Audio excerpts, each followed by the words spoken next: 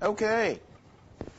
We, of course, are in Luke 18, toward the end of Luke 18. Luke 18 has been a really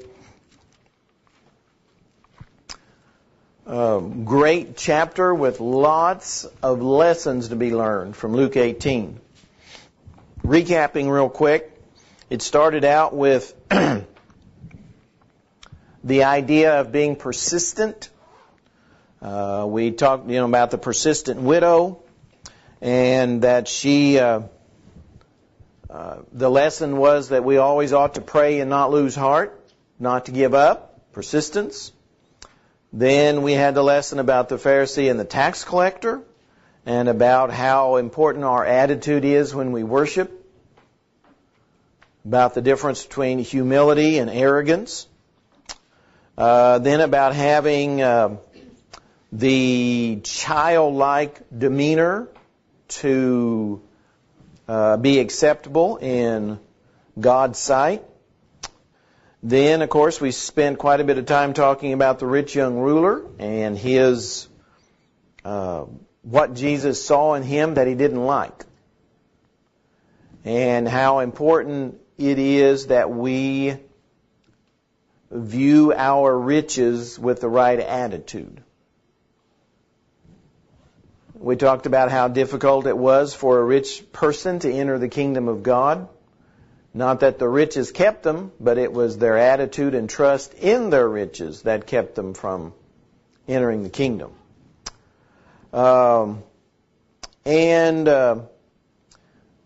We ended up talking about how Jesus predicted His death, His burial, and His resurrection. And that, of course, was in verses 31 through 34. It says, Then He took the 12 aside and said to them, Behold, we're going up to Jerusalem, and all things that are written by the prophets concerning the Son of Man will be accomplished. Fulfilled. Not might be, will be accomplished.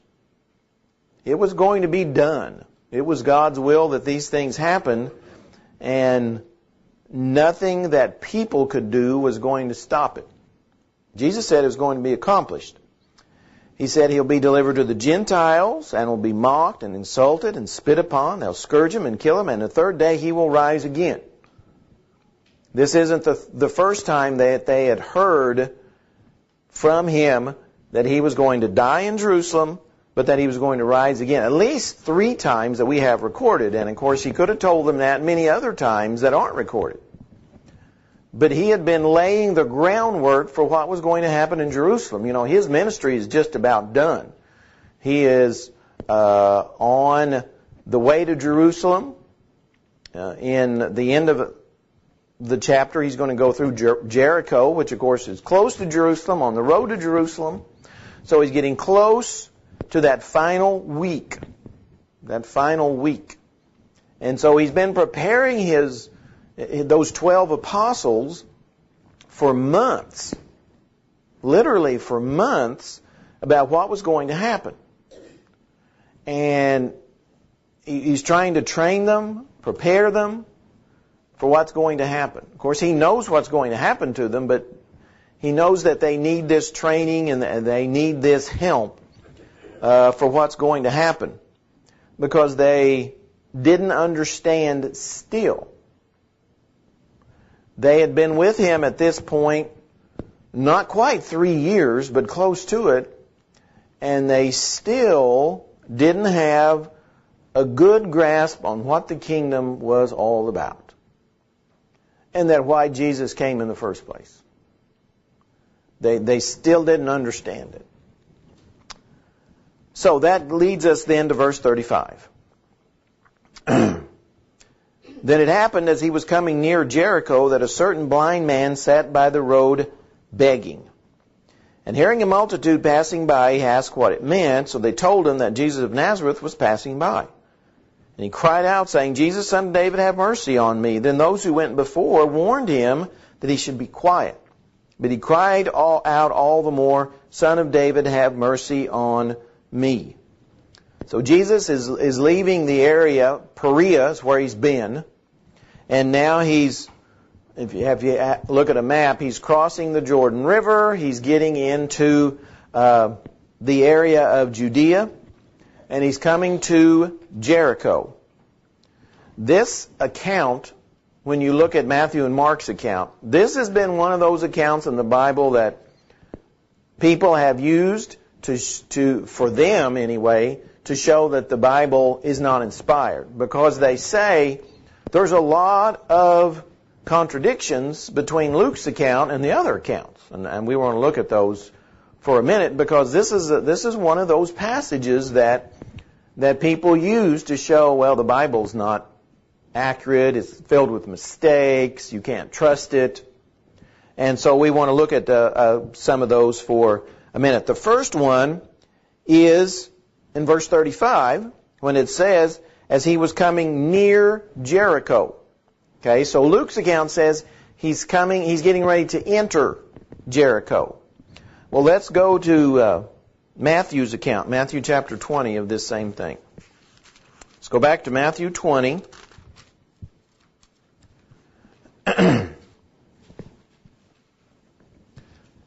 Verse 29 says, now as they went out of Jericho, a great multitude followed them. And Mark says the same thing. So Matthew and Mark's account says they were leaving Jericho. Luke's account says they were entering Jericho. So people have said, oh, well, here's a mistake. You can't trust the Bible. The Bible is full of mistakes. And of course, there's a lot of ways that they coincide. They don't contradict, because there were two Jerichos in the time of Christ. There was the old Jericho and there was the new Jericho.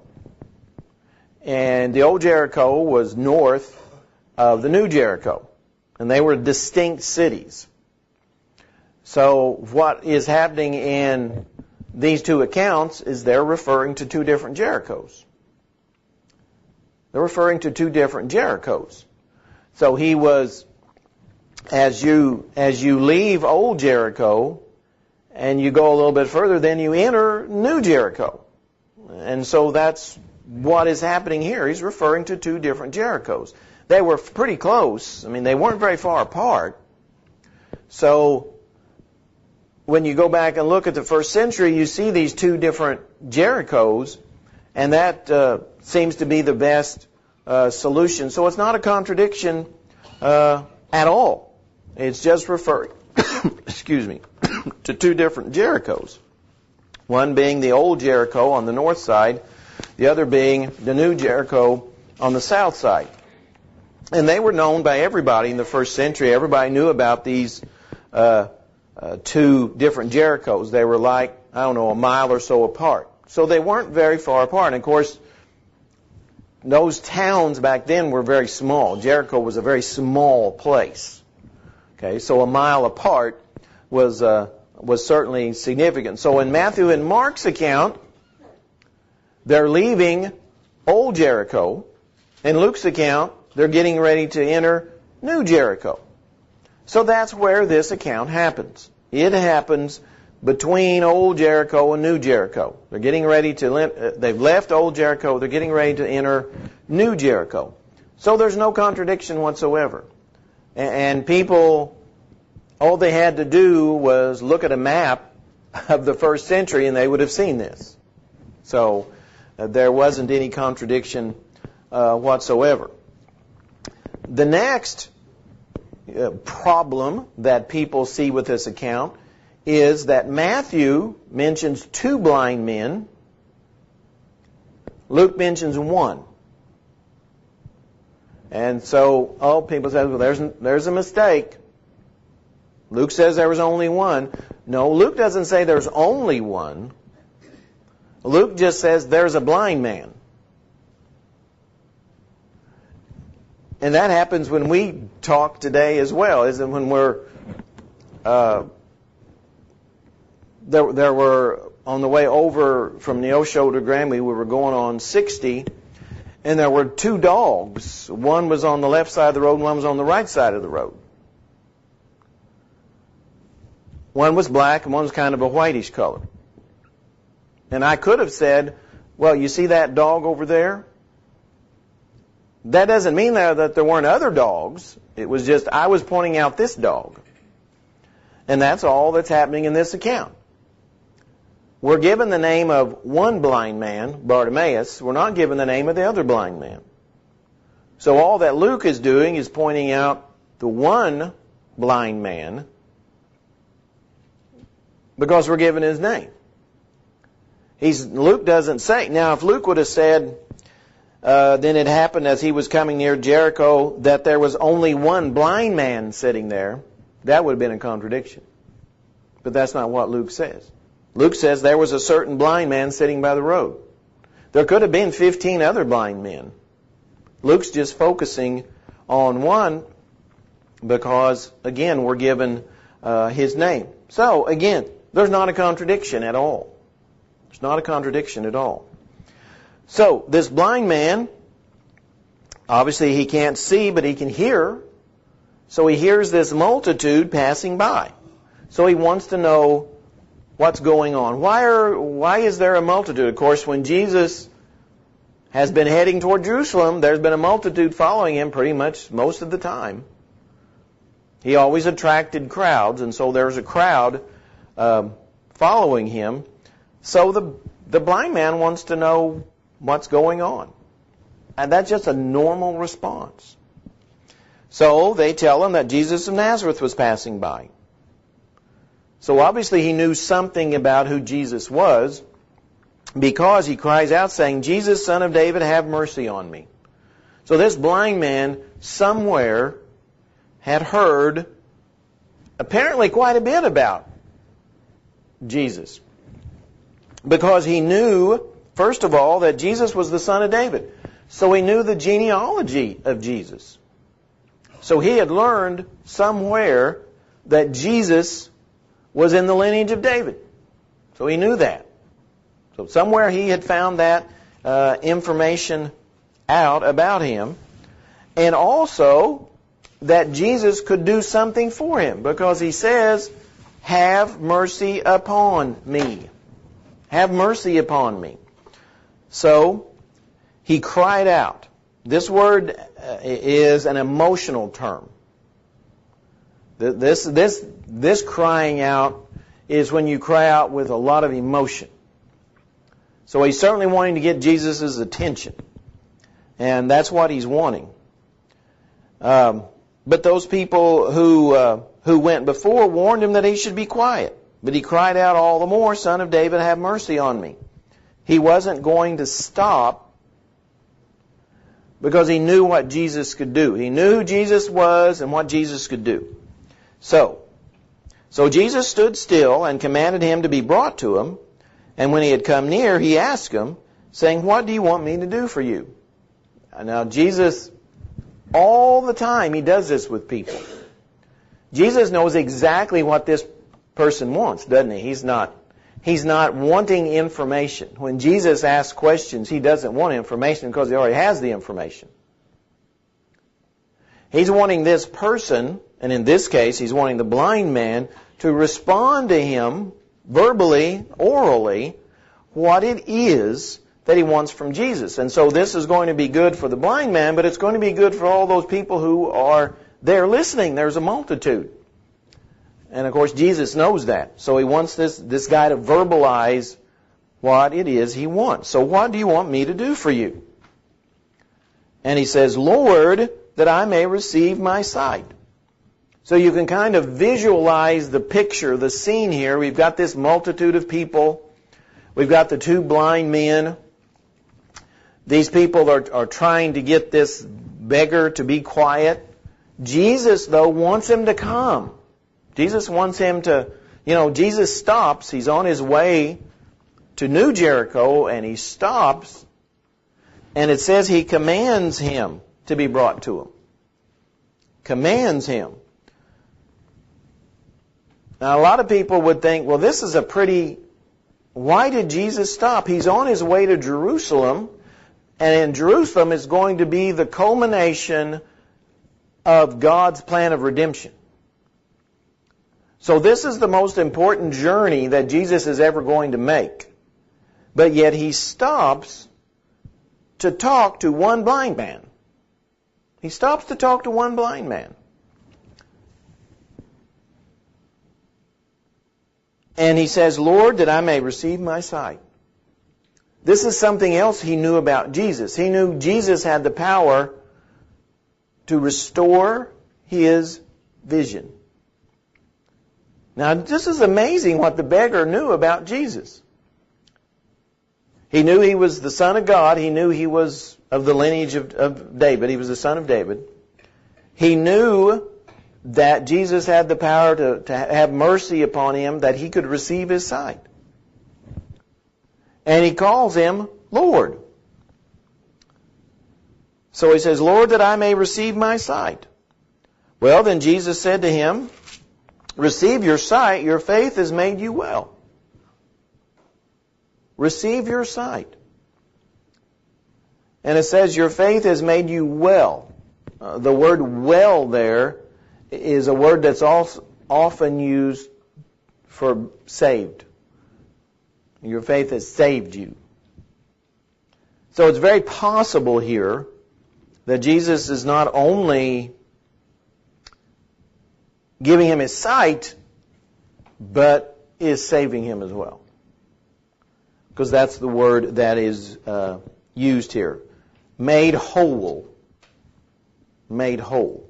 And so it could be physically and spiritually made whole. And immediately he received his sight and followed him, glorifying God. And all the people, when they saw it, gave praise to God. See the outcome? Jesus stopped, even though he was on the way to Jerusalem for the most important event in his life, he stopped and had this conversation with the beggar, and not only helped the beggar, but look at the result.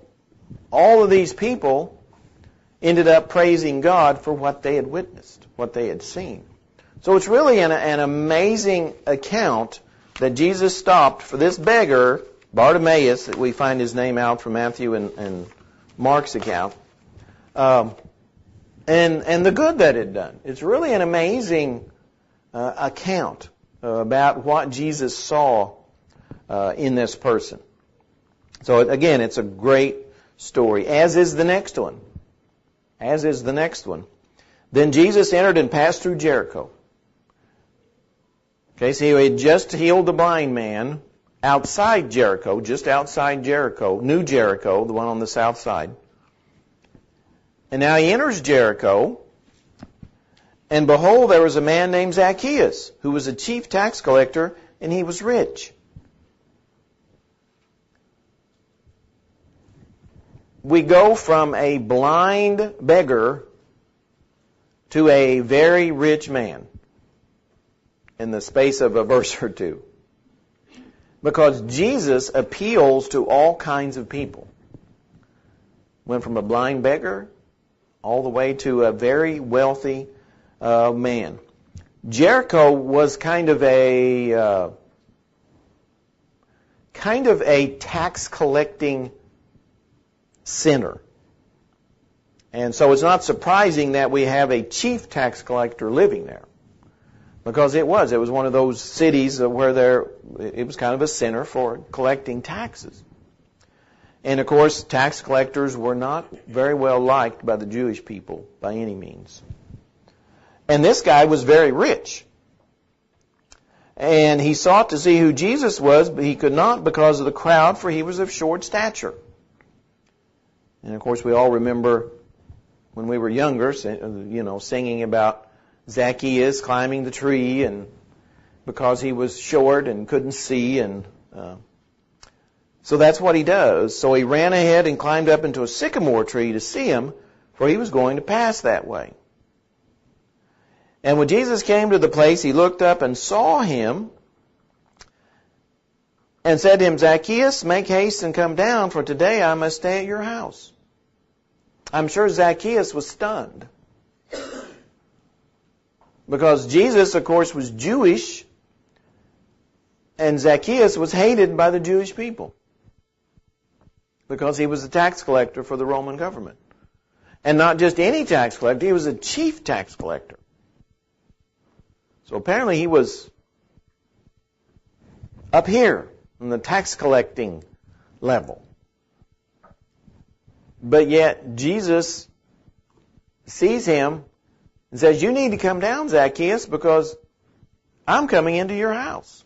That had to just stun him, that Jesus would do that. He had just climbed into the tree to see Jesus. So he made haste and came down and received him joyfully. But when they saw it, there's always a they. There's always a they with Jesus. There's this group of people that do nothing but cause trouble for Jesus. And they've been following him for years, especially Pharisees, and always trying to cause trouble. Well, there's a they, but when they saw it, they all complained. They grumbled. They murmured, saying, he is gone to be a guest with a man who's a sinner. Can you believe it? See, that's what they're saying. Can you believe what Jesus is doing? Of all things, he's going in and eating with like a vile sinner, because to these people, Zacchaeus, being a chief tax collector, wouldn't just be a sinner, but he would be a vile sinner. He would be the chief of sinners. And yet Jesus had the nerve to go in and eat with him, sit with him. Then Zacchaeus stood and said to the Lord, look, Lord, I give half of my goods to the poor, and if I've taken anything from anyone by false accusation, I restore fourfold. And Jesus said to him, today salvation has come to this house, because he also is the son of Abraham. For the Son of Man has come to seek and to save that which was lost. I mean, that sums up his whole mission. Jesus didn't come to save rich people. He didn't come to save tax collectors. He didn't come to save blind people. He didn't come to save beggars. He came to save anybody that was lost. To him, there weren't categories of people. He didn't categorize people into rich or poor or Pharisees or non-Pharisees or anything like that. He just had a goal, and it was all-encompassing, and that's why he was headed to Jerusalem, and that's why he set his mind to go to Jerusalem several months past, was because he came to seek and save that which was lost. Didn't make any difference, again, who those people were. He was going to try and save everybody that would come to him. I mean, that would be willing to believe that he was really the Son of God. That was his mission. And when you go back to the very beginning of Matthew's account, back in Matthew chapter 1, and you go down to verse 21 of Matthew chapter 21. See, this is the very, very beginning. Verse 21, and talking about Mary, and she will bring forth a son, and you shall call his name Jesus, for he will save his people from their sins. See, I mean, from the very beginning, that was his mission. To save people from their sins, to seek and to save that which was lost. He didn't come to be a ruler in Jerusalem. He didn't come to be a king in Jerusalem and reign over the Jewish people. He didn't come to be some sort of social activist. He didn't come to do any of those things. He simply came to seek and save that which was lost. And that was his mission in a nutshell.